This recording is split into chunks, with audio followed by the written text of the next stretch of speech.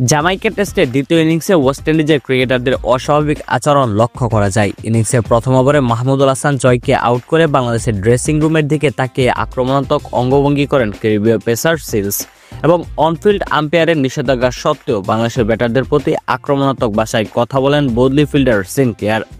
সাদমান ইসলাম ও মেহেদী হাসান মিরাজের জুটির সময় এবং লিটন দাসের উইকেটে আসার পর উগ্র ভাষার ব্যবহার করতে দেখা যায় তাকে।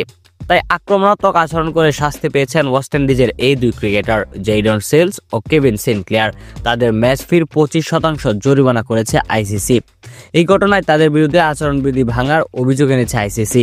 আক্রমণাত্মক ও ক্রিকেটীয় চেতনার সঙ্গে সাংঘর্ষিক আচরণের দায়ে জরিমানার সঙ্গে তাদেরকে একটি ডেমেরিট পয়েন্টও দিয়েছে আইসিসি। বলতে গেলে স্লেজিং দিয়ে মুখরিত ছিল ওয়েস্ট ইন্ডিজ সিরিজের দ্বিতীয় টেস্ট ম্যাচ। কখনো ওয়েস্ট ইন্ডিজের ক্রিকেটারদের দেখা যাচ্ছে বাংলাদেশের প্লেয়ারদের বিরক্ত করতে, আবার অনেক সময় বাংলাদেশের প্লেয়াররা পাল্টা জবাব দিচ্ছেন তাদেরকে উদ্দেশ্য করে।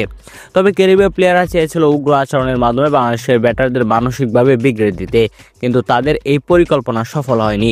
বাংলাদেশ দল দ্বিতীয় টেস্ট ম্যাচে ওয়েস্ট ইন্ডিজকে 101 রানের বড় ব্যবধানে হারিয়েছে এবং দ্বিতীয় টেস্ট ম্যাচ জিতে বাংলাদেশ দল টেস্ট সিরিজ শেষ করেছে 1-1 সমতায়। প্রিয় দর্শক, ওয়েস্ট ইন্ডিজের ক্রিকেটারদের এমন উগ্র আচরণে আপনাদের কি মতামত তা অবশ্যই আমাদেরকে কমেন্ট করে জানান।